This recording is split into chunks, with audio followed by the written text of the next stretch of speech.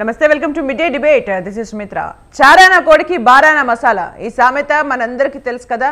Kaleshwaram project కథ కూడా దాదాపు ఇలాంటిదే అంటోంది కంప్ట్రోలర్ అండ్ ఆడిటర్ జనరల్. తెలంగాణను సస్యశ్యామలం చేసేందుకు అంటూ గత ప్రభుత్వం చేపట్టిన ఈ ఘనమైన ప్రాజెక్టులో అనేక లోపాలున్నాయంటూ కాగ్ నివేదిక బహిర్గతం చేసింది. దీనిపై రూపాయి ఖర్చు చేస్తే వనగూరే ప్రయోజనం కేవలం 52 పైసలే అంటూ కుండబద్దలు కొట్టింది.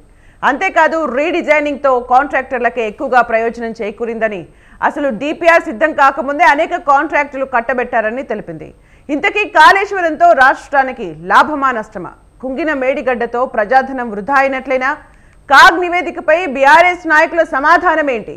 ప్రాజెక్టులోని లోపాలను ప్రభుత్వం ఎలా సరిచేస్తోంది? ఇవే అంశాలపై వాళ్ళ మిడ్ డే డిబేట్లో చర్చిద్దాం.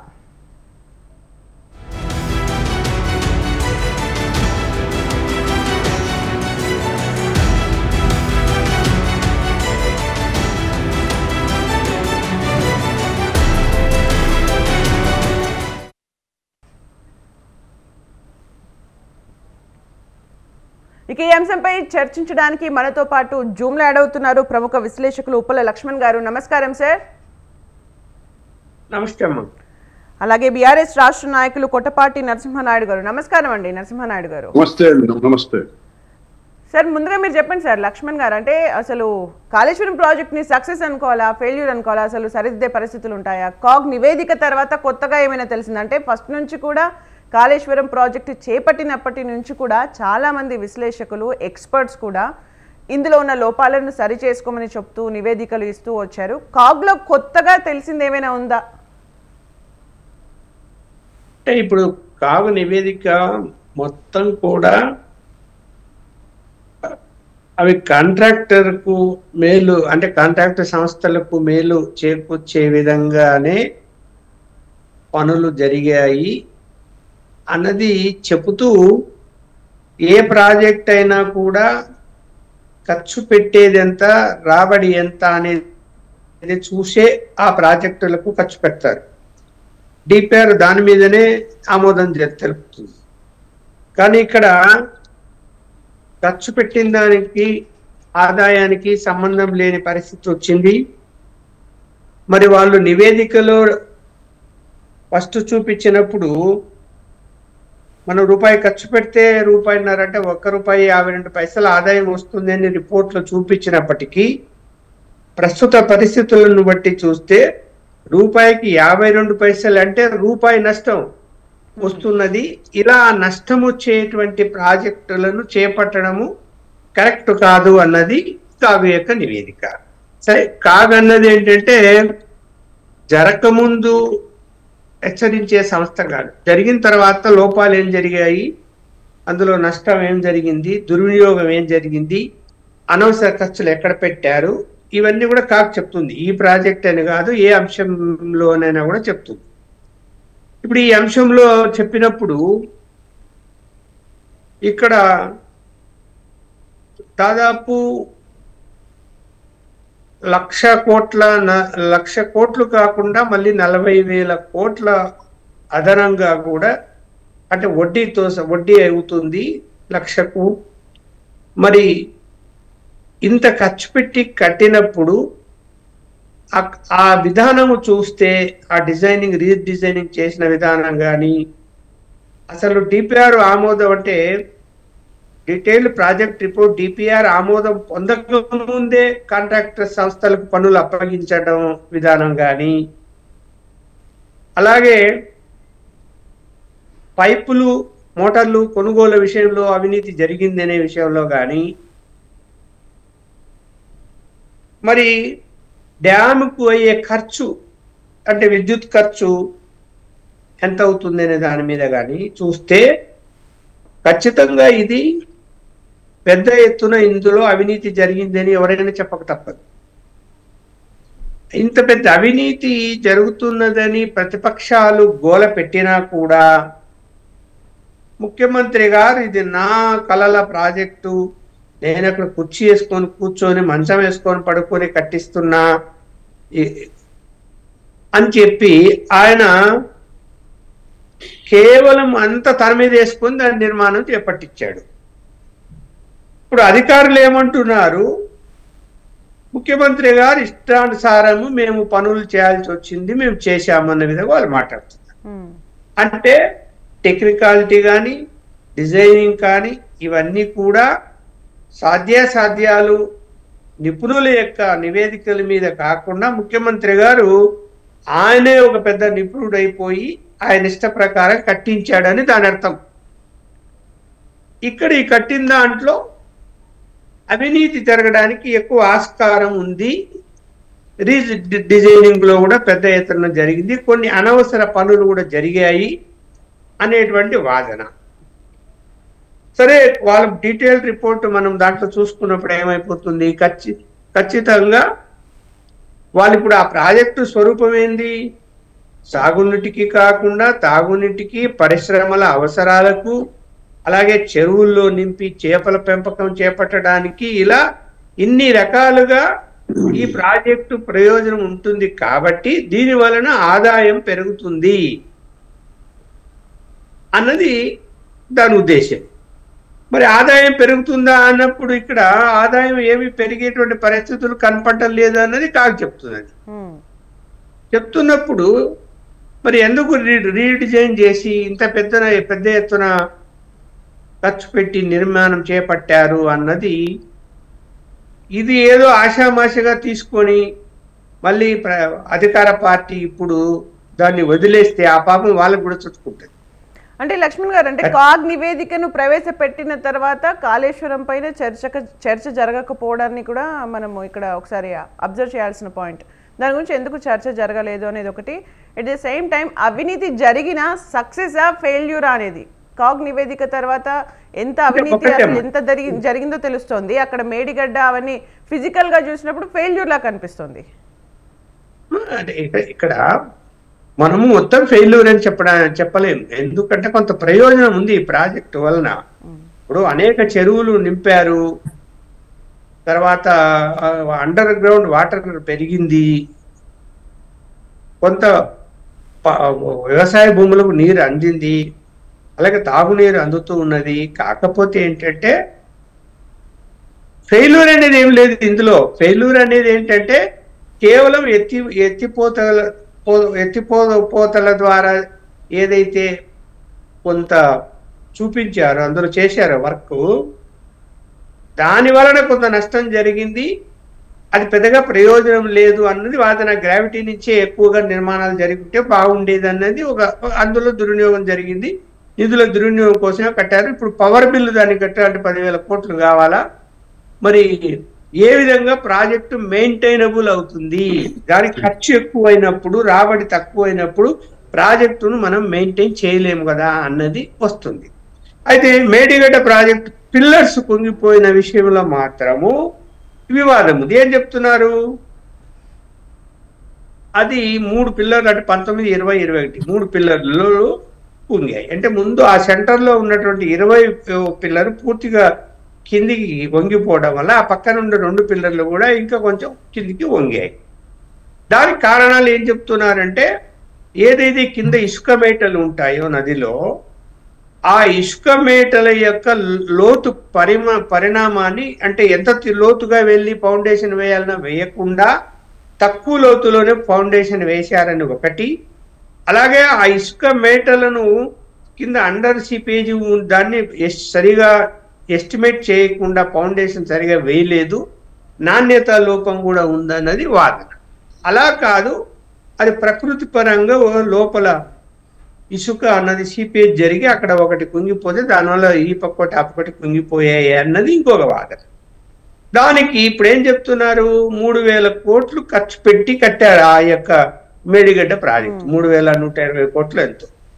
3,120 కోట్లు కట్టిన ప్రాజెక్టు ఆ 3 పిల్లర్లు కుంగిన విషయంలో ఒక 350-400 కోట్లు మళ్ళీ ఖర్చు పెట్టాలి.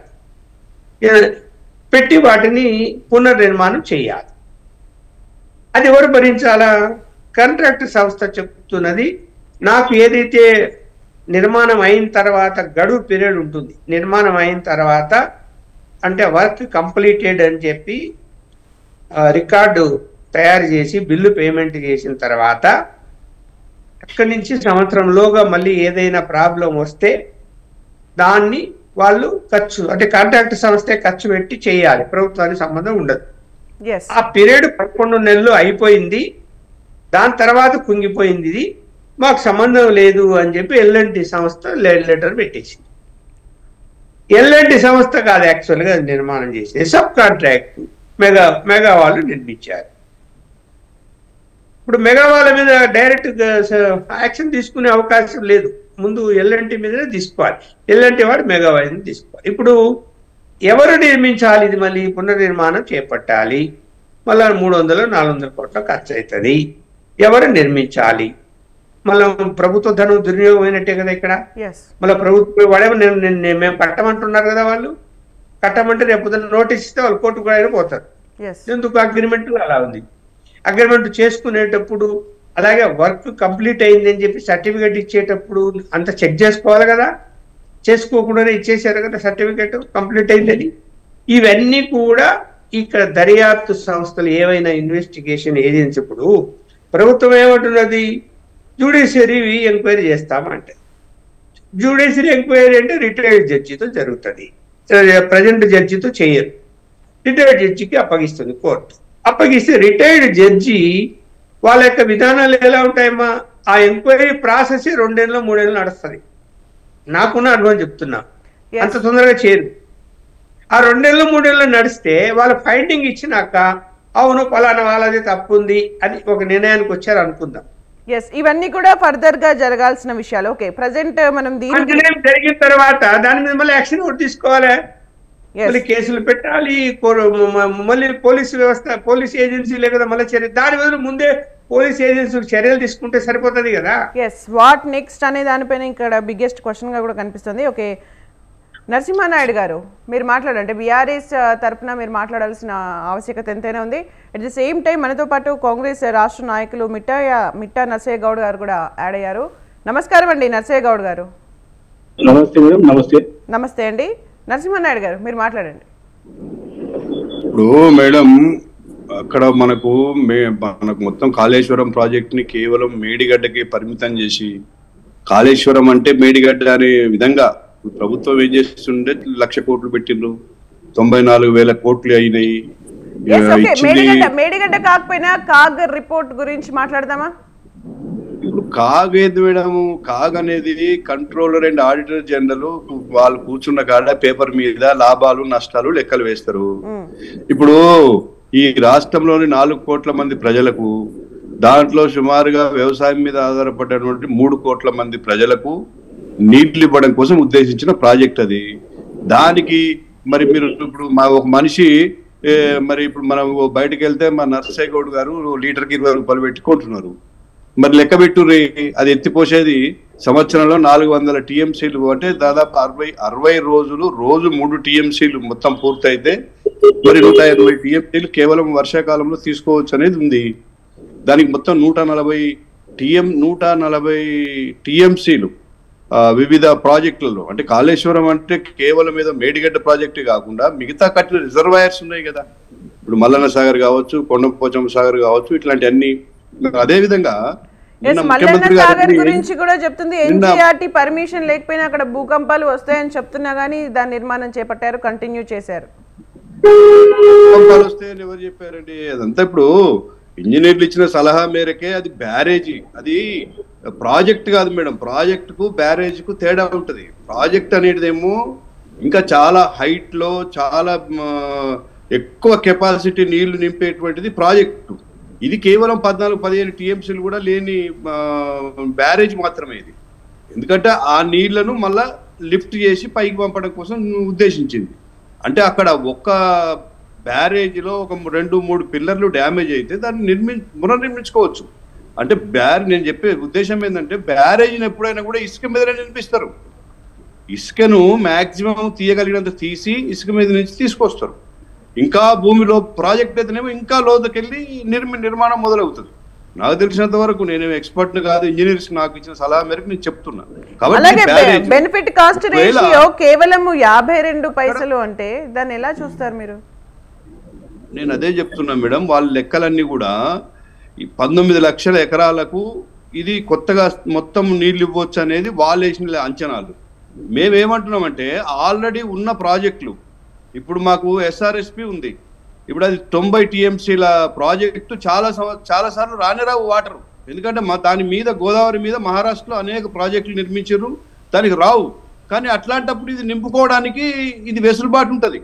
ఆల్రెడీ ఇప్పుడు వరద కాలువ ఉంది దాదాపు ఇక్కడ రామడుగు నుంచి, కరీంనగర్ జిల్లాలో రామడుగు నుంచి పైన SRSP వరకు ఉన్నటువంటి దాదాపు 75-100 కిలోమీటర్లు ఇప్పుడు ఆల్రెడీ నింపుతున్నారు. అది నింపడం వల్ల దాని చుట్టుపక్కల ఉన్నటువంటి చెరువులు కావచ్చు, లేకుంటే మరి భూగర్భ జలాలు బోర్లలో ఉన్నవన్నీ కూడా పెరుగుతున్నాయి. ఇప్పుడు వీళ్ళేదో అవగాహన లేకుండా ఇప్పుడు కాకువాలు ఇచ్చినంత మాత్రాన అయితే ఖర్చు అవుతుంది అనుకోండి, ఎంత పెట్టైనా సరే రైతుకు నీళ్ళు ఇవ్వాలనే ఉద్దేశాన్ని ఎందుకు అర్థం చేసుకోరు? దాన్ని రిపేరింగ్ చేసి మళ్ళీ ఉపయోగంలో ఎట్లా తీసుకురావాలనేది చూడాలి. కానీ ఎంతసేపు దాన్ని రాజకీయం చేద్దామని ఏదైనా ఒక పుండు అయి ఉంటే దాన్ని పదే పొడిచి ఇదిగో పుండు అని చూపించడం వల్ల ఏమన్నా వచ్చేది ఉందా చెప్పండి? కేవలం ఏదో ప్రతిష్టాత్మకంగా వరల్డ్ లోనే ఇలాంటి ప్రాజెక్ట్ లేదు అని చెప్తున్న ఒక కాళేశ్వరం ప్రాజెక్ట్ చుట్టూ జరుగుతుంది అంటే అవినీతి జరుగుతుందని ఓవరాల్ గా చెప్పిన కాగ్ రిపోర్ట్ చూసినా, మేడిగడ్డను చూసినా సామాన్య ప్రజలకి, తెలంగాణ ప్రజలకి మీకు క్వశ్చన్స్ ఇవి. గూగుల్లో చూడండి, world largest multi level project అది, లిఫ్ట్ ఇరిగేషన్ ప్రాజెక్టు. తర్వాత దాన్ని మీరు కేవలం ఏదో ఇప్పుడు రేపు హైదరాబాద్కు 100 సంవత్సరాలు కూడా నీళ్లు కొరత లేకుండా దాంట్లో డిజైన్ చేశారు.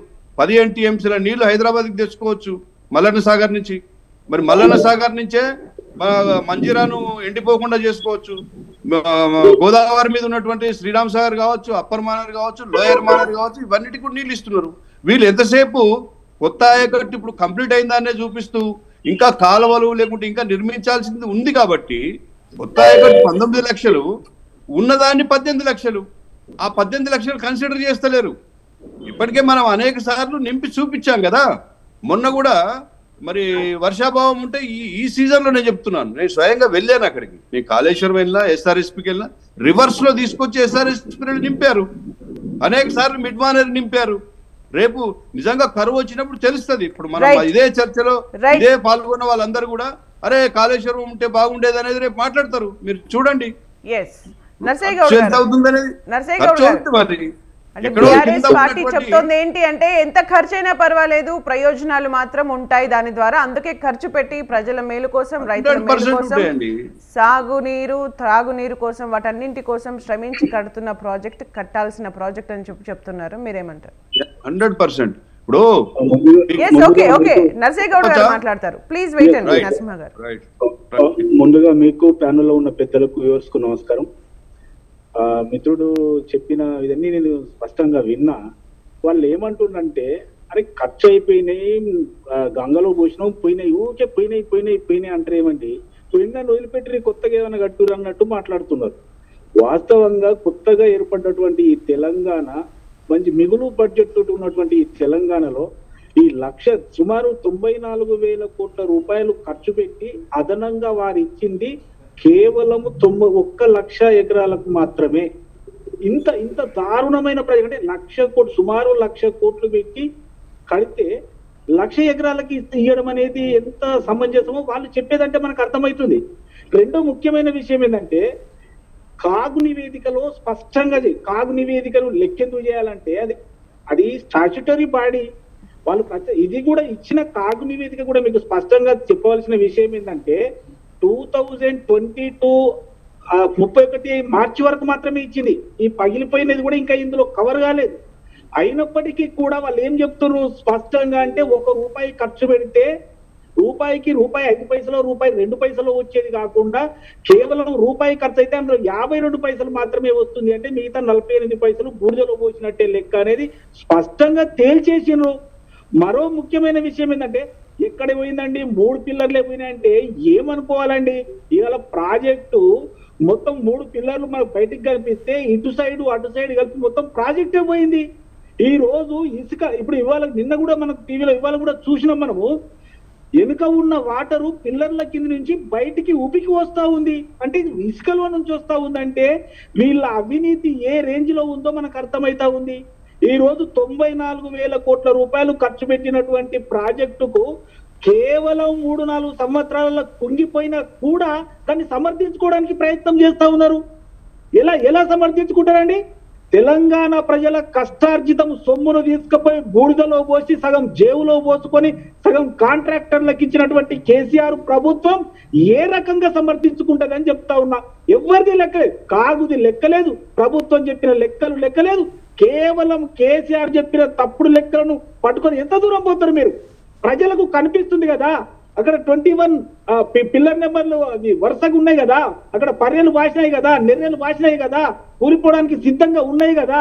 ఉదయం నేను ఒక డిబేట్ లో చూశాను, ఒక ఆయన సివిల్ ఇంజనీర్ అట, ఆయన చెప్తాడు ఏడైతే పర్రె బాసిందో దాన్ని ఇట్లా నిలువుగా కట్ చేసి చేస్తారట.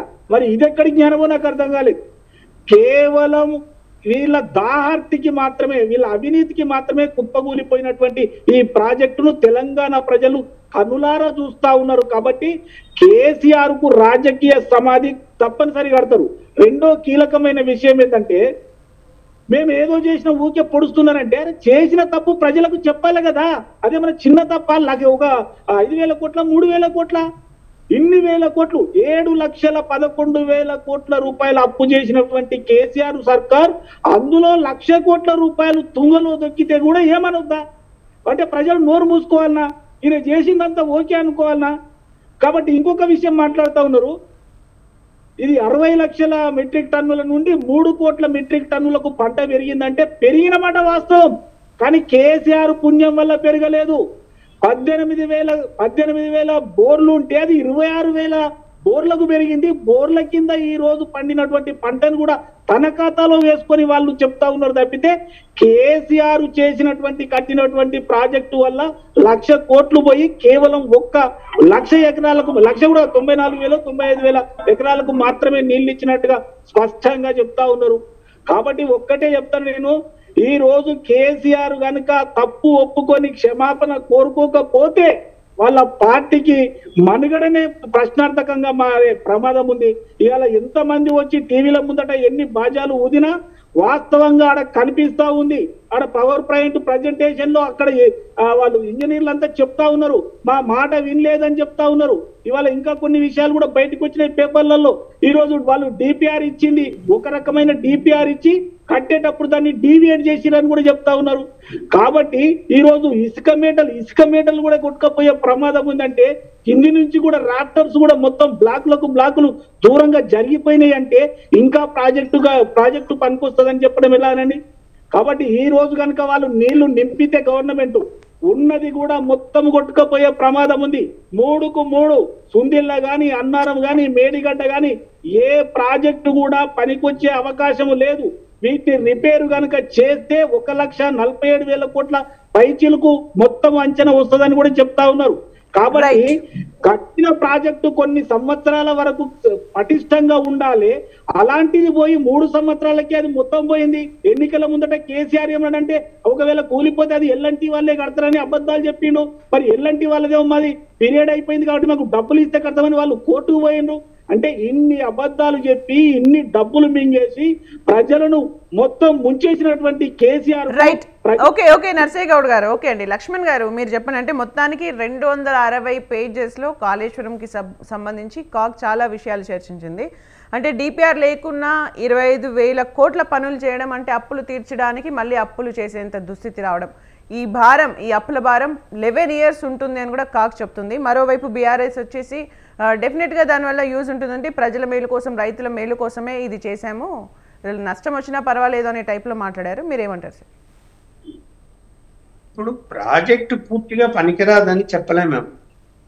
ఏమిటంటే నాశనక నిర్మాణాలు జరగటం వలన కుంగిపోయి బ్యారేజీలు పడిపోతే పరిస్థితి ఏంటి అన్నది ఇప్పుడు పెద్ద సమస్య. ఎందుకంటే మేడిగడ్డ కుంగిపోయింది కాబట్టి ఇంకా అలా నిర్మాణాలు అలాగే నాశనకం అన్ని జరిగి ఉంటాయని ఆలోచన వచ్చినప్పుడు మనం ఆ భయాందోళన వ్యక్తం చేయాల్సి వస్తుంది, ఏమవుతుందో ఏమో అని. కాబట్టి దాన్ని నిలబడి ఇప్పుడు ఏంటి జరిగిన అవినీతి ఒకటి, నిర్లక్ష్యం ఒకటి, డిజైనింగ్ ఎందుకు చేంజ్ చేశారు అన్నది ఇంపార్టెంట్గా తీసుకున్నప్పుడు ఇప్పుడు డిజైన్లు మళ్ళీ మార్చి ఇప్పుడు మళ్ళీ పునర్నిర్మాణం చేపట్టే పరిస్థితి వస్తుందా అంటే చాలా కష్టం, చాలా చేయటానికి వీలు కాదు. ఎందుకంటే ఇప్పుడు మన ఇల్లు అంటే ఒక అపార్ట్మెంట్ కట్టుకున్నాం 4 అంతస్తులు, అవి దాన్ని పడగొట్టి కొత్తది కట్టుకుంటాము అంటే పడగొట్టచ్చు, కొత్తది కట్టుకోవచ్చు. పడగొట్టినందుకు కొత్తది కట్టేదానికంటే పడగొట్టినందుకు ఎంత ఖర్చు అవుతుందో, కొత్తది ఎంత ఖర్చు అవుతుందో పడగొట్టేది కూడా అంతే ఖర్చు అవుతుంది పడగొట్టిన దానికి. అయినా కూడా ఖర్చు పెట్టుకొని కట్టుకుంటాం, మనకు అవసరం కొత్తది అని.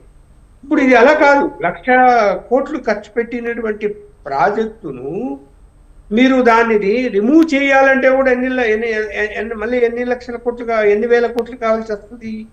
అంత ఈజీనా? వాటర్లో కట్టినటువంటి వాటిని నదుల్లో రిమూవ్ చేయటం అంటే అంత సాధ్యమవుతుంది అంత సులభంగా? రిమూవ్ చేసి మళ్ళీ పునర్నిర్మాణించడం అంటే ఆ ప్లేస్లో కాకుండా ఇంకో ప్లేస్లో చేయాల్సి వస్తుంది. అంటే ఎన్ని చెప్పినా కూడా కొత్తగా నిర్మించాల్సి వస్తుంది. అంటే మళ్ళీ 1,00,000 కోట్లు ఖర్చు పెట్టాలనా? ఇంకా ఎక్కువ. అప్పుడు డిపిఆర్ ప్రకారము, అప్పుడు ఉన్నటువంటి ఎస్టిమేట్ల ప్రకారం అదైతే, ఇప్పుడు మళ్ళీ ఇదంతా డిజైనింగ్ చేసి మళ్ళీ దీన్ని పునర్నిర్మాణం చేపట్టాలంటే ఇంకొక 1,00,000 కోట్లు కాదు, 2,00,000 కోట్లు అవుతుంది. ఎవరబ్బో సొమ్మిది? ప్రజలు కట్టిన పన్నుల ద్వారా వచ్చినటువంటి డబ్బుల్ని అక్కడ దుర్వినియోగం చేసి ఆ ప్రాజెక్టు ఎప్పుడు కూలిపోతుందో అనేటువంటి పరిస్థితికి దారి తీసింది ఎవరు? బాధ్యులు ఎవరు? ఇంజనీర్లు ఎవరు? ప్రభుత్వ అధికారులు ఎవరు? అలాగే రాజకీయ నాయకులు ఎవరు? మరి వాళ్ళందరి మీద చర్యలు తీసుకోవాల్సిన కాగ్ నివేదిక తర్వాత ఏం జరగబోతుంది? అట్ ద సేమ్ టైం కొత్త ప్రభుత్వం ఏం చేయాలి? ఇప్పుడు ప్రభుత్వము దాని మీద ఏం స్పష్టత లేదమ్మా ప్రభుత్వం నుంచి. కాగ్ నివేదిక మీద చర్చ జరగలేదు అసెంబ్లీలో. ఇవాళ అసెంబ్లీ క్లోజ్ చేస్తున్నారు. ఇవాళ ఏదో కులగణన మీద సబ్జెక్ట్ పెట్టుకున్నారు, ఈ సబ్జెక్ట్ లేదు, ఇంకా ఇవాళ అసెంబ్లీ అయిపోతుంది అంటున్నారు. సరే, కాగ్ నివేదిక మీద కంపల్సరీగా చర్చించాలని రూల్ ఏమి లేదు. కాగ్ నివేదికలు ప్రవేశపెడతారు, వదిలేస్తుంటారు. తర్వాత ప్రభుత్వం ఏ నిర్ణయాలైనా తీసుకోవచ్చు, కేబినెట్ నిర్ణయం తీసుకుంటుంది. ఇప్పుడు ఏం చెప్తున్నారు ముఖ్యమంత్రి గారే స్వయంగా? అంతకుముందు అసెంబ్లీలో చెప్పాడు కదా, జ్యుడిషియరీ ఎంక్వైరీ చేపి ప్రతిపక్షాలు ఏదైనా తప్పించుకునే ప్రయత్నం అంటే అంతకుముందు ఉన్న అధికార పక్షం తప్పించుకునే ప్రయత్నం చేస్తుందేమో కానీ మేము చేసే తప్పులను ఒప్పుకుంటారు వాళ్ళు. అదేదో చిన్న విషయం చిన్నగా ఒప్పింగిపోయింది, దాన్ని సరి చేస్తే అయిపోతుంది అనే విధంగా వాళ్ళు మాట్లాడుతున్నారు. అధికార పక్షము అరే బాబు ఇంత తప్పు జరిగింది, మీ మీద మేము ఇంకా కఠినంగా చర్యలు తీసుకుంటున్నామని అధికార పక్షం చెప్పాలా? అధికార పక్షం ఏమంటున్నది? ఏం చర్యలు తీసుకోవాలో చెప్పండి అంటే మేము జ్యుడిషియరీ ఎంక్వైరీ ఏంటి అని అడిగింది ఎవరు? ప్రతిపక్షాలు. అంటే టిఆర్ఎస్ పార్టీ వాళ్ళు అడిగితే కేసు వేస్తాము అని అధికార పక్షం చెప్తుంది. దాని విజిలెన్స్ ఎంక్వైరీ, సిఐడి ఎంక్వైరీను లేకపోతే స్పెషల్ టాస్క్ ఫోర్స్ చేసి ఎంక్వైరీ చేయకపోతే ఏ విధంగా బయటకు వస్తాయి? నర్సయ్య గౌడ్ గారు, మీరు దీనిపైన స్పందిస్తారా? అవినీతి బయటికి ఎలా వస్తుంది? నర్సయ్య గౌడ్ గారు మాట్లాడాలి మీరు.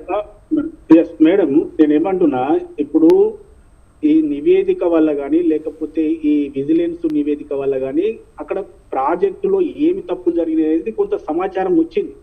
ఇంకా పూర్తి స్థాయిలో విచారణ జరుగుతుంది. అవి వచ్చిన తరువాత ఏ ఎంక్వైరీ వేసి ఎవరిని బాధ్యులను చేయాలి అనేది దాన్ని ఫిక్స్ చేస్తారు. ఇప్పుడు ఏంటంటే ప్రాథమిక నివేదిక మాత్రమే వచ్చింది, పూర్తి స్థాయి నివేదిక రాలేదు. అది వచ్చిన తర్వాత ఖచ్చితంగా ఎంక్వైరీ ఉంటుంది. ప్రతిపక్షాలు ఏం కోరుకుంటున్నాయంటే, మీరు బీజేపీ వాళ్ళు అంటారు మీరు సిబిఐ ఎంక్వైరీకి ఇవ్వండి. సిబిఐ ఎంక్వైరీకి ఇస్తే అది బీజేపీ చేతిలోకి వెళ్ళడం వల్ల కేసీఆర్ ను రక్షిద్దామన్న ఒక ఆలోచనలో వాళ్ళు ఉన్నారు. కానీ ప్రభుత్వము బీజేపీ చేతిలో పెట్టడానికి సిద్ధంగా లేదు. ఖచ్చితంగా విజిలెన్స్ ఎంక్వైరీ సిట్టింగ్ జడ్జి అవకాశం ఉంటే సిట్టింగ్ జడ్జి తోటి విచారణ చేపిస్తుంది. చేపించిన తరువాత బాధ్యులను ఫిక్స్ చేస్తారు. ఇంకొకటి బాధ్యులు అంటే ఇంకొక మాట చెప్పాలి మీకు.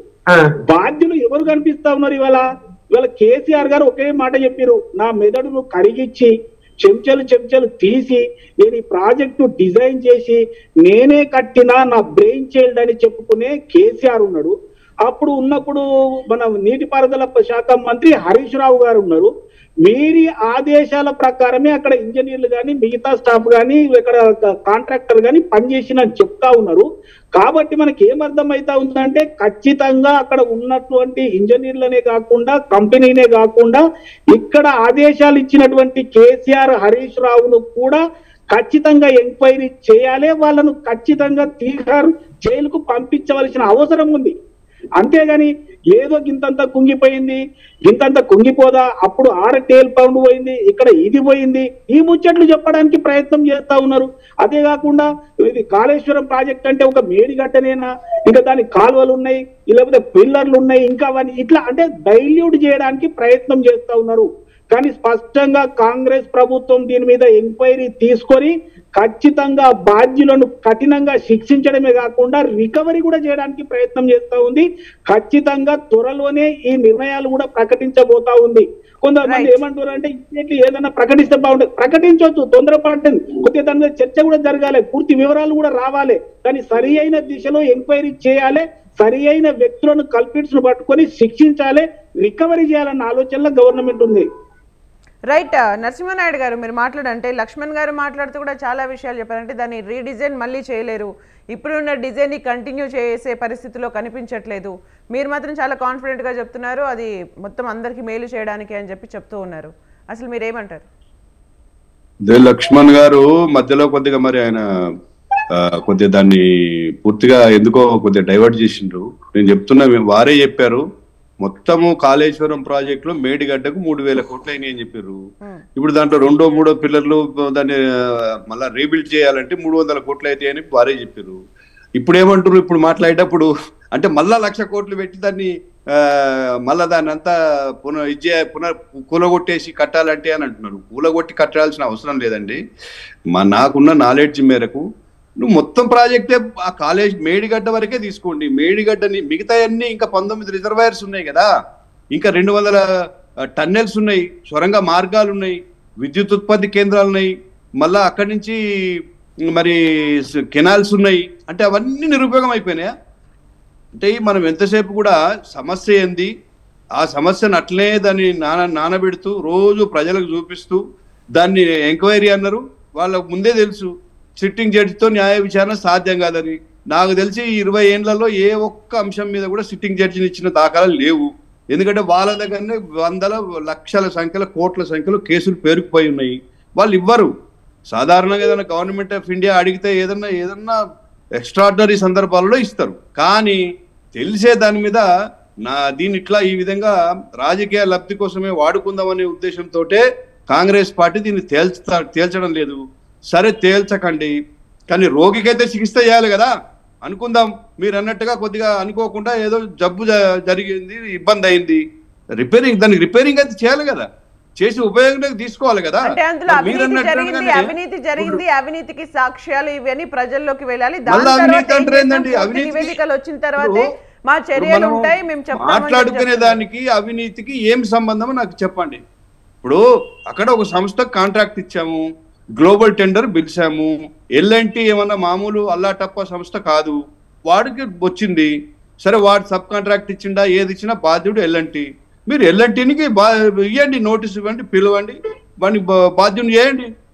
సరే కాంట్రాక్ట్ లో వాళ్ళు ఏదో 3 సంవత్సరాలు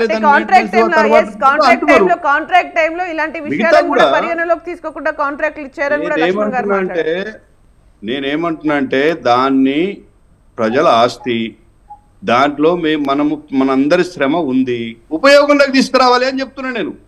కాంగ్రెస్ పార్టీకి ఇప్పుడు ఆ ఉద్దేశంలో లేదు. దాన్ని అట్లా పడావుగా పెట్టి దాన్ని చూపించుకుంటూ చూసిర్రా కేసీఆర్ మొత్తం పడిపోయింది, కేసీఆర్ కట్టింది, ఇక పనికి రాకుండా అయిపోయింది, 1,00,000 కోట్లు వట్టిగా పోయినాయి అని చెప్పడానికి ప్రయత్నం చేస్తున్నారు. నేను చెప్తున్నా ఇది ఆ ప్రాజెక్టు కింద లబ్ధిదారులు ఎవరైతే ఉన్నారో మొత్తం అంటే స్థిరీకరణ ఏదైతే ఆల్రెడీ ఉన్న ప్రాజెక్టులకు నీళ్లు లేనప్పుడు నీళ్లు ఇవ్వడం కోసము, లేకుంటే కొత్తగా మరి ఎక్కడైతే రిజర్వాయర్స్ కట్టి ఇంకా కాలువలు తవ్వలేదో ఆ ప్రజలందరూ రేపు తిరుగుబాటు చేస్తారు. మీరు చూడండి, ఇప్పుడు దాంట్లో నిజంగానే లోపం ఉంటే మేము ఏ విచారణకైనా సిద్ధమని చెప్పినాము. వీళ్ళేమో బీజేపీ కాంగ్రెస్ ప్రాజెక్టు కోసం మాట్లాడుతూ ఇంకొక విషయాలు కూడా చెప్పింది. కొన్ని ప్రభుత్వ పథకాలకు కేటాయించిన మేర ఖర్చు చేయలేదు, వడ్డీల భారం పెరిగింది, బడ్జెట్ అంచనాలు వాస్తవ వ్యయాల మధ్య అంతరం భారీగా ఉంది అని కూడా చెప్పింది. అవును, ఇది కొత్తగా ఇప్పుడే జరుగుతుందా? ప్రతిసారి కూడా బడ్జెట్ కేవలం అంచనా మాత్రమే, ఎగ్జాక్ట్లీ ఫిగర్స్ ఏమి ఉండవు. బడ్జెట్ లో ఇగో మేము 10,000 కోట్లు విద్యారంగానికి పెట్టాలనుకుంటారు, 7,500 కోట్లు ఖర్చు అయినాయి అనుకోండి, అంతే అవుతుంది. కాబట్టి అంచనాలకు ఖర్చు పెట్టేదానికి డెఫినెట్ గా తేడా ఉంటుంది, ప్రతిసారి ఉంటుంది. దాని అర్థము కాగేమన్నా ఎవరికైనా ఏదైనా రాష్ట్ర ప్రభుత్వానికి మొత్తం క్లీన్ చిట్ ఇచ్చి బ్రహ్మాండంగా ఏమి ఇయ్యదు. కాగు పని ఏంటంటే వాళ్ళు ఈ లెక్కలు తేల్చే పనిలోనే ఉంటారు, చెప్తుంటారు. కాంగ్రెస్ గవర్నమెంట్ ఫామ్ అయిన తర్వాత కూడా గత ప్రభుత్వ హయాంలో అప్పుల రాష్ట్రంగా తెలంగాణను మార్చారు, కాళేశ్వరం అవినీతిమయంగా మార్చారు, పథకాలు కూడా ఫుల్ ఫ్లెడ్జ్డ్ గా లేవు అని చెప్తున్న సందర్భంలో ఇవన్నీ ఇప్పుడు వస్తున్న కాగ్ నివేదిక అయి ఉండొచ్చు, ఇవన్నీ కూడా కొంచెం నిజమేమో అనే ఒక ఫీలింగ్ ప్రజల్లోకి వచ్చేలాగా కనిపిస్తోంది. ఇప్పుడు అప్పులు అన్నారు, మీరు ఇప్పుడు అప్పులు చేయొద్దు కదండి. మరి ఇప్పటికే 6,000 కోట్లు 6,600 కోట్లు చేశారు మొన్నటికి 4-5 రోజుల కింద. మరి నిన్న మొన్నటి సంగతి నాకు తెలియదు, నేను ఢిల్లీ రైతు ఉద్యమాలకు పోయి పొద్దునే వచ్చిన చూస్తా. అంటే వీళ్ళు కూడా ఇప్పుడు ఏదైతే చెప్పడానికి ఆచరణకు చాలా తేడా ఉంటది. ప్రభుత్వాన్ని నడపాలి కాబట్టి మరి వీళ్లకు కూడా ఇప్పుడు కొన్ని అప్పులు ఉంటాయండి, వడ్డీ లేని అప్పులు. ఇప్పుడు మొన్న కేంద్ర ప్రభుత్వం ప్రకటించింది, అది తీసుకోరా చేదా మనకేమన్నా? కొన్ని వరల్డ్ బ్యాంక్ ఇస్తుంది, కొన్ని ఆర్బీఐ ఇస్తుంది, దీర్ఘకాలికం అప్పులు ఇస్తారు, డెవలప్మెంట్ కోసమే వేసింది కదా. మరి 75,000 కోట్ల రైతు బంధు కింద మేము ఇచ్చినాము, దాదాపు మరి ఆసరా పెన్షన్ల కింద 60,000 కోట్లు ఇచ్చినాము. ఎక్కడి నుంచి వచ్చినాయి? మరి అట్లే అనేక రంగాలకు మేము నిధులు ఇచ్చాం కదా. ఒక కళ్యాణ్ లక్ష్మి షాదీ ముబారక్కే 10 లక్షల మందికి ఇచ్చాము, ₹1,00,000 చొప్పున. ఎవడన్నా పేదవాడు ఎప్పుడన్నా ₹1,00,000 చేతిలో పట్టుకోగా చూసినామా అండి ఒక్కసారి ప్రభుత్వానికి సంబంధించినటువంటి పథకంలో? అట్లాంటి ఎన్నో చేశారు కదా, అవన్నీ ఒట్టిగా నిరుపయోగం అయిపోయినట్టు. ఇప్పుడు ప్రజల జేబులలో డబ్బులు ఉంటే రాష్ట్రము మిగతా అన్ని డెవలప్మెంట్స్ కూడా నడుస్తాయి. ఆ విధంగా ఆలోచించారు వారు. కాబట్టి అది అప్పు చేసినంత మాత్రాన్ని ఏదో రాష్ట్రాన్ని దివాలా తీయించారు, లేకపోతే ఇవన్నీ కాదు కదా. ఇప్పుడు మీరు చేయకండి, మరి కాంగ్రెస్ పార్టీ ఎందుకు చేస్తుంది అడగండి, మీరు మానేయండి కదా. మరి ఇవన్నీ ఏమీ ఆలోచించుకోకుండానే 6 గ్యారెంటీలు అని చెప్పారా?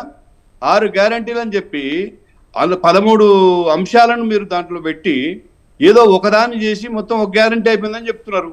అట్లా ఎంతకాలం చెప్తారు? మొత్తము 13 చేస్తే 13 అంశాలు ఉన్నాయి దాంట్లో. 6 గ్యారెంటీలు ఎంతసేపు 6 గ్యారెంటీలు అంటున్నారు. 6 గ్యారెంటీలు కాదు, అవి 13 అంశాలు. చాలా సార్లు జరిగింది, ఇక పైన కూడా జరిగే అవకాశం ఉంది. ఇప్పుడు కాళేశ్వరం ప్రాజెక్ట్ కాగ్ నివేదిక, దాని గురించి మాట్లాడదాం. లక్ష్మణ్ గారు మీరు చెప్పండి, అంటే ప్రాజెక్ట్ డైవర్ట్ చేయడం కోసం ఇదంతా చేస్తున్నారు నేను అనుకుంటున్నాను. రైట్, డైవర్ట్ చేయడానికి చేస్తున్నారు.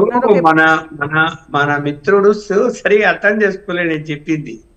ఇక్కడ మేడిగడ్డ కుంగిన వాటికి సంబంధించిన అది ఖర్చు పెట్టాలా బాగానే ఉంది. కాకపోతే ఏంటంటే కాంగ్రెస్ పార్టీ ఇవాళ వాదన ఏమిటి? మొత్తం ప్రాజెక్టే పనికిరాదు, అన్ని విధాలుగా కూడా లోపభూయిష్టంగా జరిగింది, అనవసరంగా ఎత్తిపోతల పథకం ఒకటి, ఈ శ్రీరామ్ సాగర్ ప్రాజెక్టు మీద 60 టీఎంసీలు ఎత్తేది కూడా వేస్ట్ అది. అలాగే నాసిరకం పనులు జరిగి ఉంటే అన్ని కూడా ఈ బ్యారేజీలు అన్ని కూడా భవిష్యత్తులో పనికొస్తాయా పనికిరావా? మామూలుగా లైఫ్ స్పాన్ 100 years ఏ ప్రాజెక్ట్ అయినా కూడా దాని లైఫ్ స్పాన్ 100 years గా 100 సంవత్సరాలుగా గుర్తిస్తారు. ఇది ఈ 100 సంవత్సరాలు ఉండగలుగుతాయా? ఇప్పుడు ఇలా జరిగినప్పుడు ఇంకా వాటర్ పూర్తిగా వదలలేదు కాబట్టి ఈ 3 పిల్లర్లు కాకుండా మిగతా పిల్లర్లు కుంగుతాయా కుంగవని తెలియదు, వాటర్ వదిలితే తెలుస్తుంది. ఇప్పుడు అన్ని అదే పద్ధతిలో నిర్మాణాలు జరిగి ఉంటే నాసిరకంగా లోపల ఫౌండేషన్ అన్నిటికీ అదే విధంగా ఉంటది కదా. ఉన్నప్పుడు ఇవి కుంగినప్పుడు అవి ఎందుకు కుంగవు? అవి కూడా కుంగుతాయి. అంటే లక్ష్మణ్ గారు ఇప్పుడు మీరు చెప్తున్న దాన్ని బట్టి చూసినా, at the same time Congress version చూసినా గానీ అసలు కాళేశ్వరం ప్రాజెక్ట్ కంటిన్యూ అవుతుందా, పూర్తయ్యే పనులు చేస్తారా? అలాంటి పరిస్థితులు ఏమంటే ఇప్పుడు నీళ్లు వదిలితే అది కుంగిపోతాయేమని అనుకుని ఇప్పుడు వదలకుండా ఆపితే ప్రాజెక్టు పనికిరాదని కదా అని అర్థం. అలాంటి పరిస్థితి వస్తే మరి ఎంత ఖర్చు అవుతుంది, మళ్ళీ సాధ్యమా మళ్ళీ నిర్మించడానికి నేను చెప్పాను. ఈ సాధ్యం కాదు, మళ్ళీ ఇంతకంటే 4-2 ఇంతలు డబ్బులు ఖర్చులు అవుతాయి, అది సాధ్యమయ్యే పనేనా ప్రాక్టికల్ గా అనేది నా ఉద్దేశం. ఏది ఏమైనా దీన్ని ఉపయోగించుకోవాలి అనుకున్నప్పుడు లోతైన దర్యాప్తు జరగాలి, సాంకేతిక నిపుణులు అన్ని విధాలు కూడా పరిశీలన చెయ్యాలి. దాన్ని ఏదైతే లోపాలు ఉన్నాయో అవి సవరించుకొని ముందుకెళ్ళొచ్చు అని అనుకున్నప్పుడు అప్పుడు ముందుకెళ్ళాలి. ఓకే, ఈ అవినీతి విచారణ ఇది ఒక అంశం. అసలు ఆ ప్రాజెక్టును వాడుకోవాలా వద్దా, వాడుకుంటే ఏంటి అనేది వాడుకోవాలి. అంటే దేశవ్యాప్తంగా వివిధ రాష్ట్రాలలో ఇలాంటి ప్రాజెక్టులు చేపడుతూ ఉంటారు కదా సార్. అంటే సెంట్రల్ వాటర్ కమిషన్ ఒక ప్రాజెక్ట్ శాంక్షన్ అయిన తర్వాత అక్కడ జరుగుతున్న పనుల్ని కానీ వాళ్ళ మాటలు ఎక్కడ వినారమ్మా, వాళ్ళ మాటలే వినలేదు. ఇప్పుడు సెంట్రల్ వాటర్ కమిషన్ గోదావరి జలాల మీద ఈ ప్రాజెక్టు కట్టుకోమని మొదట పర్మిషన్ ఇచ్చిందా? చూపించమనండి. కట్టేశారంతే. ఏమైపోయింది? ఇంకా ఆంధ్రప్రదేశ్ పర్మిషన్ లేకుండా కట్టలేదు సార్. లక్ష్మణ్ గారు యూ ప్లీజ్ గో త్రూ.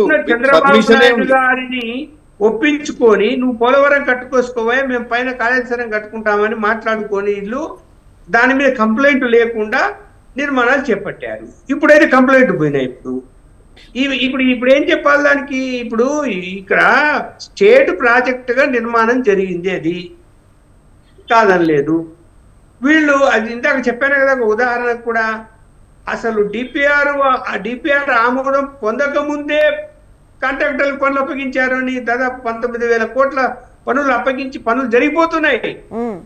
అంటే మా ఇష్టము, మేము ఎలాగైనా కట్టుకుంటాము అని అన్నప్పుడు కేంద్రం రోజు వివాదం పెట్టుకుంటుందా? పెట్టుకోదు కదా. ఎప్పుడు కేంద్రం జోక్యం చేసుకుంటుంది అంటే పైన గోదావరి జిల్లాల పైన ఉన్నటువంటి రాష్ట్రాలు కానీ కింది రాష్ట్రాలు కానీ అభ్యంతరాలు పెట్టినప్పుడు కేంద్రం జోక్యం. ఇప్పుడు కృష్ణా జిల్లాల మీద గొడవ నడుస్తుంది, జోక్యం చేసుకుంటుంది కేంద్రం. అది కూడా సుప్రీంకోర్టు వరకు వెళ్ళింది వ్యవహారం. ఇప్పుడు కాళేశ్వరంలో జరుగుతున్న కాళేశ్వరం పైన జరుగుతున్న చర్చకు సంబంధించి కేంద్రం డైరెక్ట్ గా ఇన్వాల్వ్ అయ్యే ఛాన్స్ ఉండదా సార్? ఇప్పుడు ఇది రాష్ట్ర పరిధిలో రాష్ట్ర నిధులతో కట్టిన ప్రాజెక్టు. రాష్ట్ర ప్రభుత్వం ఏదైనా దర్యాప్తు చేయమని కోరితే కేంద్రం అప్పుడు ఇంటర్ఫీర్ అవుతాడు. ఇప్పుడు సిబిఐ ఎంక్వైరీ చేయాలన్నా కూడా రాష్ట్ర ప్రభుత్వం రాయాలా, లేదా కాంగ్రెస్ వర్షన్ అయినప్పుడు సిబిఐ ఎంక్వైరీ పైన అసలు ఇంట్రెస్ట్ లేనట్టు కాదు, మళ్ళీ బీజేపీ పరిధిలోకి ఇంట్రెస్ట్ లేదని కాదు. వీళ్ళ కాంగ్రెస్ దాకా మన కాంగ్రెస్ మిత్రుడు చెప్పాడు కదా, సిబిఐకి ఇస్తే గనక బీజేపీ బీఆర్ఎస్ మధ్య ఏదో అండర్స్టాండింగ్ ఉంది కాబట్టి నిష్పక్షపాతంగా సిబిఐ దర్యాప్తు చెయ్యదు. ఎందుకంటే కవిత అనే ఎగ్జాంపుల్, కవిత కేసే అన్నది వాళ్ళ ఉద్దేశం. వాళ్ళ అనుమానాలు వాళ్ళకు ఉన్నాయి. ఉన్నప్పుడు సరే నేనేం చెప్తున్నానంటే, సరే కేంద్రం వద్దు, రాష్ట్ర నిధులతో కట్టిన దాన్ని కాబట్టి మీరు జ్యుడిషియరీ ఎంక్వైరీ అంటే ఇప్పట్లో తేలదు కాబట్టి మీరు సాంకేతిక నిపుణుల కమిటీతో ఒక ఎంక్వైరీ, ఇదేమో ప్రైమరీ ఎంక్వైరీ ఇప్పుడు ఇచ్చిన విజిలెన్స్ రిపోర్టు, సంపూర్ణమైనటువంటి విచారణ జరగాలంటే సాంకేతికమైన నిపుణులను ఇతర రాష్ట్రాల్లో ఉన్నా కూడా తెచ్చుకొని వాళ్ళతో కమిటీ వేసి దాన్ని నిగ్గు తేల్చడం ఒకటి. ప్రాజెక్టును ఏ విధంగా నిర్మాణం చేపట్టాలి అంటే రిపేర్లు ఎలా చేయాలి, సాధ్యమవుతుందా కాదా, లేదంటే పూర్తిగా పడగొట్టి ఆ మేడగడ్డ మళ్ళీ మొత్తం కట్టాలనా, ఇవన్నీ కూడా తేల్చింది ఒకవైపు. రెండో వైపు ఏదైతే దుర్వినియోగం జరిగినదని కాగి చెప్తూ ఉన్నదో దాని మీద ఎవరు ఎంక్వైరీ చేయాలి? దాని మీద ఏసీబీ ఎంక్వైరీ చేయొచ్చు. అవినీతి నిరోధక శాఖ చట్ట ప్రకారం వాళ్ళ దగ్గర కూడా ఇంజనీర్లు, టెక్నికల్ పర్సన్స్ అందరిని తీసుకొని వాళ్ళు దర్యాప్తు చేస్తారు, సంబంధించి కేసు బుక్ చేస్తారు. మరి ఇప్పటి వరకు ఎఫ్ఐఆర్ బుక్ అయిందా? కాలేదు. ఎవరైనా సస్పెండ్ చేసినారా? ఇంజనీర్లను చేయలేదు. ఆ మురళీధర్ గారు రిజైన్ చేయమని అన్నారు. ముందేమో ఆయన సస్పెండ్ చేస్తున్నారు, రిమూవ్ చేస్తామన్నారు. చివరికి తేలింది ఏమనంటే రిజైన్ చేయమంటే రిజైన్ చేశాడు, ఆమోదించారు, అయిపోయినా దాంతో ఎవరు ఇంజనీర్లు బాధ్యులు కాదా? వాళ్ళ పైన ఎవరు పై అధికారులు, ఇరిగేషన్ సెక్రటరీలు, ప్రిన్సిపల్ సెక్రటరీలు బాధ్యులు కాదా? అప్పట్లో ఎవరు చేశారు ఈ పనులన్నీ? అంత కేసీఆరే బాధ్యుడు అవుతాడా? కేసీఆర్ చేయమంటే చేసేస్తారా? ఇప్పుడు ప్రస్తుతం ముఖ్యమంత్రి ఇలా పిలిచి ఇలా ఈ పని తప్పుడు పని చేయకపోతే చేసేస్తారా? సార్ ఇది సాధ్యం కాదు, మేము చేయమని చెప్తారు కదా. ఎందుకు చెప్పలే వాళ్ళప్పుడు? ఎందుకు చేశారు అవన్నీ? మరి అంటే అవన్నీ ఇప్పుడు దర్యాప్తు చేయాలి కదా. చేయాలంటే ఎఫ్ఐఆర్ కట్టాలి కదా. మరి అది ఎందుకు చేయటం లేదు ఇప్పుడు ప్రస్తుత ప్రభుత్వము? నర్సయ్య గౌడ్ గారు మేడం, ఇప్పుడు ప్రాథమిక నివేదిక వచ్చింది, అది టేబుల్ చేసిర్రు, అందరి దృష్టికి వచ్చింది. ఇప్పుడు ముఖ్యమైన ఇంతకుముందు మిత్రుడు నాయుడు గారు ఒక మాట చెప్పింది, ఇది మొత్తం కట్టి మొత్తం ఇవ్వకపోతే దాని కింద ఉన్న రైతులు రివోల్ట్ చేస్తారంటే ఆల్రెడీ రివోల్ట్ అయ్యిండ్రు, తిరుగుబాటు చేస్తేనే మీరు ఇంటికి పోయిండ్రు. ఈ రోజు మీరు నీళ్లు వచ్చేటువంటి ఫస్ట్ మేడిగడ్డ, సున్నారం, అందిళ్ళ ఈ సుందీర్లా అన్నారు ఈ బ్యారేజీలే కూలిపోతే నీళ్లు ఎక్కడి నుంచి ఎత్తిపోస్తారు అసలు? అసలు మీరు కట్టిన ప్రాథమిక ఈ కట్టడాలు ఈ బ్యారేజీలే అవి నాసిరకంగా ఉన్నాయనేదే కదా ఇప్పుడు సమస్య. ఇప్పుడు మేడిగడ్డ బ్యారేజీ ఇప్పుడు అది ఉన్నదండి, వారు ఒక ఆయన అంటాడు 3 పిల్లర్లను ఇట్లా గ్యాస్ కట్టింగ్ తోటి కట్ చేసి మళ్ళీ 3 పిల్లర్లను చేసి ఏంది పిల్లలాటలా అండి? ఆ చుట్టుపక్కల ఎంత దూరం డ్యామేజ్ అయింది, ఇది ఎంతో లోతుగా తీసినటువంటి ఇది కూడా కింది నుంచి వాటర్ వస్తున్నాయంటే వీళ్ళు వేసిన ఈ బ్లాక్ సిమెంట్ బ్లాకులన్నీ కొట్టుకపోతున్నాయంటే 3 పిల్లర్ల సమస్య కాదు కదా అది. ఇప్పుడు అది మొత్తం బ్యారేజీని మొత్తము కూడా పరిశీలించాలి, ఎక్స్పర్ట్ కమిటీ రిపోర్ట్ రావాలి, అది ఏ రకంగా రిపేర్ కావాలో తేలాలి కదా. తేలక ముందే నింపండి అంటే అది పోతుంది, దాని వెనుకల్లో దాని తర్వాత ఇప్పటి వరకు కాంగ్రెస్ చెప్తుంది కానీ ఇప్పటి వరకు బయటకు వచ్చిన అంశాల పైన కానీ దానికి సంబంధించి కానీ ఎంక్వైరీ కానీ ఇప్పుడు సార్ చెప్తున్నట్టు ఎఫ్ఐఆర్ కానీ అలాంటివి ఏమి కనిపించట్లేవేంటి మేడం? ఇప్పుడు ప్రాథమిక రిపోర్ట్ వచ్చింది, ఖచ్చితంగా కేసు కట్టడమే కాకుండా ఎంక్వైరీ అన్ని రకాల వారు ఏదైతే కోరుకుంటుందో దానికి 100 రేట్ల ఎంక్వైరీ ఖచ్చితంగా జరగాలి. జరగకపోతే అది తేలదు కదా. 2 తేలాలి. ఒకటి దీంట్లో అవినీతి జరిగింది అనేది ఒకటి, రెండవది ఈ నాసిరకం పనులకు ఎవరి ఆదేశాలు కారణము, ఎవరిని ఫిక్స్ చేయాలనేది రెండో విషయం. ఇది తేలితేనే కదా చర్యలు తీసుకునేది. కాబట్టి at the same time project పూర్తవుతుందా, కాంగ్రెస్ ప్రాజెక్ట్ ని ముందుకు తీసుకెళ్తుందా లేదా? మేడం ఇప్పుడు ఫస్ట్ దీన్ని ఎంక్వైరీ చేస్తే ఎంక్వైరీలో ఇది పనికొస్తుందా పనికిరాదా, ఎంత కట్ చేయాలి, ఏ రకంగా దీన్ని రిపేర్ చేయాలని తేలాలి.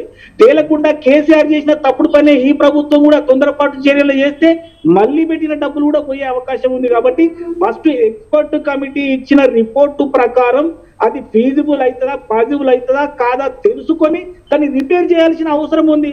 అంతేగాని తొందరపాటు చర్య కేసీఆర్ చేసిన తొందరపాటు మేము కూడా చేయొద్దు కదా.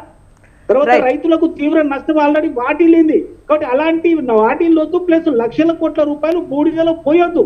వారు ఏం చేసినంటే రాత్రి కళలో వస్తే కళలో ఏది వస్తే అది ప్రకటించారు. ఇలా ప్రతి సంవత్సరం బడ్జెట్ ని 20% పెంచుకుంటూ పోయారు. ఖర్చు పెట్టిందేమో ప్రతి బడ్జెట్ లో 30-40% తక్కువ ఖర్చు పెట్టారు. ఏంటంటే సమాధానం చెప్పేటోళ్ళు లేరు. కాబట్టి ఇప్పుడు అట్లా కాదు, ప్రజా ప్రభుత్వం కాబట్టి ప్రతిది కూడా ప్రజల ముందు ఉంచుతా ఉంది. ఈ రోజు ఆ ప్రాజెక్ట్ ఓకే లక్ష్మణ్ గారు మీరు చెప్పండి, అంటే ఏ ప్రాజెక్టుల్లో కానీ అంటే కాళేశ్వరం లాగా ఇండియాలో ఏ ప్రాజెక్టులో కానీ ఇంత చర్చకు తీసిన సందర్భాలు ఏమైనా కనిపించాయి? అలాంటి టైంలో ఆ స్టేట్ గవర్నమెంట్స్ ఎలాంటి స్టెప్స్ తీసుకున్నాయి? అలా ఏమీ లేవమ్మా. ఇప్పుడు ఎక్కడన్నా బ్యారేజీలు కట్టినప్పుడు నదుల మీద ఎక్కువగా ఏంటంటే నార్త్ ఈస్ట్ స్టేట్స్ లో పర్వతాల మధ్యలో కొన్ని బ్యారేజీలు కడతారు. కట్టినప్పుడు ఏమైపోతుంది అంటే పైనుంచి వచ్చేటువంటి ఫ్లోను అంచనా వేయలేని పరిస్థితుల్లో వాటి నిర్మాణాలు చేపట్టినప్పుడు కొన్ని బ్యారేజీలు కొట్టుకుపోయాయి. విపరీతమైన ఫ్లడ్స్ వచ్చినప్పుడు అవి చిన్న బ్యారేజీలు, దానివల్ల పెద్ద ఎఫెక్ట్ అయ్యేదంటూ ఏముండదు అక్కడి పరిస్థితులను బట్టి.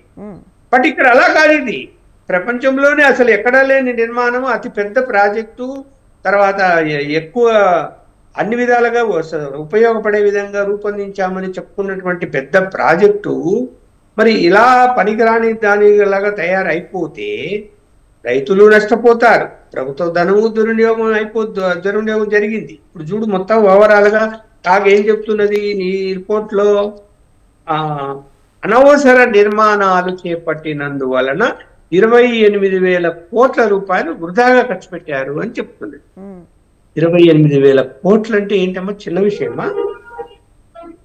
అంటే కొన్ని నిర్మాణాలు అవసరం లేకపోయినా జరిగాయి.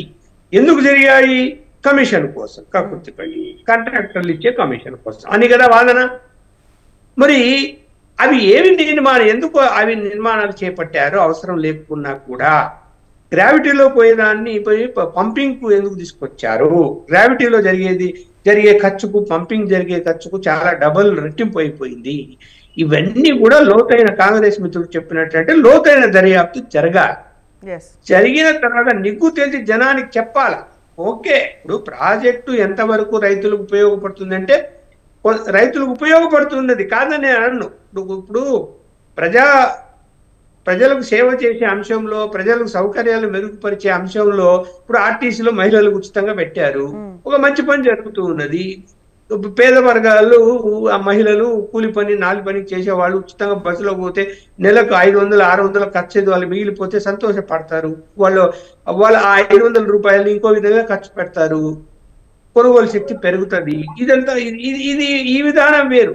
ఇప్పుడు ఇది ఇక్కడ రైతులు ఇంత ముందు కంటే ఇప్పుడు ఇంకా అనేక భూముల్లో వాటర్ రావటం వలన పంటలు పెంచుకొని వాళ్ళు ఆనందంగా డబ్బులు సంపాదించుకునే పరిస్థితి ఉంది, కాదని ఏం చెప్పడం లేదు. కాకపోతే ఏంటంటే ఇలా కుంగిపోవడం వల్ల నీరు ఆపేసి అసలు ప్రాజెక్టు ఏ ఉద్దేశంతో కట్టారో ఆ పని నెరవేరకుండా ఆగిపోయిందే లేదా? ఆగిపోయినప్పుడు ప్రయోజనం ఇంకా ఇప్పుడు ఈ సంవత్సరము గత సంవత్సరం కంటే ఈ సంవత్సరము ఎన్ని ఎకరాల్లో ఈ ప్రాజెక్టు కింద పంటలు వేశారు, ఎంత సాధ్యమైంది, ఎంత సాధ్యం కాలేదు. ఇప్పుడు కాంగ్రెస్ ప్రభుత్వం లెక్కలు తీస్తుంది కదా, తీసినప్పుడు మనకు తేడా కనిపిస్తుంది కదా. గత సంవత్సరానికి ఈ సంవత్సరానికి ఇప్పుడు మనకు సీజన్ వస్తున్నది కదా ఇప్పుడు. అందువలన రైతులు నష్టపోకుండా ఉండాలి అంటే సత్వరంగా దీని మీద ఒక నిపుణుల నుంచి ఎక్స్పర్ట్ నిపుణుల్ని అంటే ఇతర రాష్ట్రాల నుంచి తెప్పించుకొని ఒక అభిప్రాయానికి రావాలి. ఎంక్వైరీ అనేది జరగాలి. అవినీతిని అయితే వదిలిపెట్టకూడదు ఎవరైనా కానీ, అందులో ఎవరైనా బాధ్యులు ఉండండి. ఇప్పుడు ఇందులో ఆరోపణలు ఏమొస్తున్నాయి? గతంలో ఉన్న అధికార పార్టీ కమిషన్లు తీసుకోవడమే కాకుండా ఆ కాంట్రాక్టర్లు ప్రతిపక్ష పార్టీలను కూడా సంతోషపరిచారు అని కదా ఆరోపణలు వస్తున్నాయి కదా. మరి దాన్ని ఏమనాలి మనం? ఎవరిని వదిలిపెట్టాలా? నరసింహనాయుడు గారు మీరు చెప్పండి. అంటే ప్రపంచంలోనే అంత మంచి ప్రతిష్టాత్మకంగా చేపడుతున్నామని చెప్పిన ఒక ప్రాజెక్టులో ఎక్స్పర్ట్స్ని ఇన్వాల్వ్ చేయకపోవడం అనేది కూడా ఇక్కడ కనిపిస్తోంది. ఎక్స్పర్ట్స్ కూడా ఎందుకు ఇలాంటి ప్రాజెక్టుకి యాక్సెప్ట్ చేశారు, అసలు గవర్నమెంట్ అప్పుడు వ్యవహరించిన విధానం ఏంటి అనే దానిపైన చాలా క్వశ్చన్స్ రేజ్ అవుతున్నాయి. మీరేం చెప్తారండి? నేను వాదనతో నేను ఏకీభవించానమ్మా. ఇప్పుడు ఎక్స్పర్ట్స్ అంటే ఎవరు నాకు చెప్పండి. ఇప్పుడు ఆర్కిటెక్ట్స్ ఉంటారు, ఇంజనీర్స్ ఉంటారు, వాళ్ళు ఇస్తేనే కదా ఇగో పిల్లర్ ఇంత లోపలికి పోవాలి, ఇంత వెడల్పుతో కట్టాలి, ఇంత థిక్నెస్ తో కట్టాలని వాళ్ళు ఇచ్చిన దానికే కదా ఎవరైనా కూడా. అంటే డైరెక్ట్ గా కేసీఆర్ పెట్టి గీతలు గీసి ఇచ్చింది అనుకుంటున్నారా? మనం ఐడియా ఇస్తాం ఎవరైనా కూడా. అధికారంలో ఉన్న వాళ్ళు ఇగో మాకు ఇన్ని వేల ఎకరాలకు కావాలి, ఇంత ఎష్యూర్డ్ వాటర్ కావాలని చెప్పేసి ఒక కాన్సెప్ట్ మాత్రమే ఇవ్వగలుగుతారు, ఇస్తారు కూడా, డైరెక్షన్ ఇస్తారు. మరి అది ఎంతవరకు వస్తుంది, తొందరగా అవుతుందా లేదా, ఫాస్ట్గా అవుతుందా లేదా అనేది మానిటరింగ్ చేస్తారు. ఎంత నిధులు కావాలనో ఇస్తారు. నేను ఇంకోటి చెప్తున్నాను లక్ష్మణ్ గారికి, సార్ ఇది సెంట్రల్ వాటర్ కమిషన్ అప్రూవల్ లేకుండా ప్రాజెక్ట్ కట్టలేదు. మీరు అన్నట్టు డిపిఆర్ కంటే ముందు మొదలు పెట్టినరా తర్వాత మొదలు పెట్టినరా అనేది దాన్ని మనం అనుకుందాం. ముందు ఒకవేళ మొదలు పెట్టినా కూడా అల్టిమేట్ గా సెంట్రల్ వాటర్ కమిషన్ వాళ్ళు ఇచ్చిన అప్రూవల్ మేరకే కేంద్ర ప్రభుత్వము ఈ యొక్క ప్రాజెక్టు కోసం ఇచ్చినటువంటి లోన్ కు కౌంటర్ గ్యారంటీ ఇచ్చింది. వీళ్ళు ఏదైతే కార్పొరేషన్ ద్వారా లోన్ రేజ్ చేశారో సెంట్రల్ గవర్నమెంట్ అప్రూవ్ చేసిన తర్వాతనే వచ్చింది. తర్వాత సెంట్రల్ గవర్నమెంట్ 3 రాష్ట్రాలను దీంట్లో ఆంధ్రప్రదేశ్, ఇటు మహారాష్ట్ర, ఇటు తెలంగాణ 3 రాష్ట్ర ప్రభుత్వాలను మరి కన్సిడరేషన్ తీసుకున్న తర్వాతనే ఇచ్చింది కదా అప్రూవల్ కూడా. దాని ఇనాగ్రేషన్ కూడా దాని తర్వాత ఎవరైనా ఎక్స్పర్ట్స్ కానీ ఇచ్చిన సజెషన్స్ అయితే పరిగణలోకి తీసుకోలేదు. చేసుకోవాలనే దగ్గర కానీ నేను ఏమంటున్నా, లక్ష్మణ్ గారు అప్రూవలే కాలేదంటే నేను చెప్తున్నాను మొదట కాలేదు అప్రూవల్ లేకముందే ఆఫ్టర్ అప్రూవల్ కూడా చాలా వరకు తిరిగిన వివాదాలలో అప్పుడున్న గవర్నమెంట్ వాటికి అనుగుణంగా ఎంక్వైరీస్ గానీ ఏమైనా చేసి దాన్ని కంటిన్యూ చేయలేకపోయింది ఏంటి? అక్కడ కొద్ది అపశృతి జరిగింది మాట వాస్తవము. ఇప్పుడు దాన్ని భూతద్దంలో చూపించుకుంటా ఇప్పటికి 10 సార్లు పోయినరు. ఎన్నికల తర్వాత పోయినప్పుడల్లా దానికి 0.52 పైసా ఉన్న దగ్గర డెఫినెట్ గా మాట్లాడాల్సిన అంశమే కదండి ఇది. నేను కాదంటలేనండి. నేనేమంటున్నా, నేను ఒక రైతుగా నేనేం ఆలోచిస్తున్నా అంటే, నా ఎకరాకు 1,00,000 రూపాయలు ఖర్చు పెట్టి లేకుంటే 1 కోటి రూపాయలు ఖర్చు పెట్టి కేసీఆర్ నీళ్ళు ఇచ్చిండ్రు అబ్బాయి, నేను ఇవాళ సంతోషపడుతున్నా. మీకు తెలుస్తుంది, మీరు దాన్ని అట్లే పడావు పెట్టండి కాంగ్రెస్ పార్టీకి, రేపు రాబోయే రోజుల్లో తెలుస్తుంది. నేను చెప్తున్నా కదా, నేను బాగా డీప్ గా ఆలోచించి చెప్తున్నా. ప్రజల మనోభావాలు మా ఎన్నికల ముందు మా మీద ప్రజలు. నరసింహనాయుడు గారు ఓకే అండి. నర్సయ్య గౌడ్ గారు మీరు కన్క్లూడ్ చేయండి. మేడం నాయుడు గారు సెంట్రల్ వాటర్ కమిషన్ పర్మిషన్ ఉందని చెప్తున్నారు. అయితే దీంట్లో ఒక డీవియేషన్ ఏంటంటే వీళ్ళు టోటల్ ప్రాజెక్టు రిపోర్టు డిపిఆర్ ఇవ్వలేదు. వీళ్ళు ముక్కలు డిపిఆర్ ఇచ్చి ఆ ముక్కకు పర్మిషన్ తీసుకుని కాంగ్రెస్ పార్టీ నుంచి కన్క్లూజన్ పాయింట్ నేను ఏమంటానంటే టోటల్ ప్రాజెక్టుకు డిపిఆర్ ఇచ్చి పర్మిషన్ తీసుకోలేదు. ఇది నాయుడు గారు తెలుసుకోవాలి. చిన్న ముక్కలకు డిపిఆర్ ఇచ్చి వాళ్ళు తెచ్చుకొని లింకప్ చేసుకున్నారు కాబట్టి టోటల్ ప్రాజెక్టు ఫెయిల్ అయింది. కాబట్టి మేము ఒకటే చెప్తా ఉన్నాం, దీంట్లో అవినీతి ఒక పార్శ్వం అయితే పూర్తిగా నిర్లక్ష్యంతోటి పనికిరాని ప్రాజెక్టు కట్టినటువంటి గత ప్రభుత్వాన్ని ఖచ్చితంగా గోనెక్కించాల్సిందే, ప్రజల ముందు నిలబెట్టాల్సిందే. ఓకే అండి, థ్యాంక్ యూ అండి. ఓకే, నర్సయ్య గౌడ్ గారు థ్యాంక్ యూ అండి, లక్ష్మణ్ గారు థ్యాంక్ యూ అండి, నరసింహనాయుడు గారు థ్యాంక్ యూ అండి. ఈ డిబేట్లో పార్టిసిపేట్ చేసి మీ వర్షన్స్ని తెలియజేసేందుకు. ఇది వాళ్ళ mid day debate. News updates coming up. Stay tuned.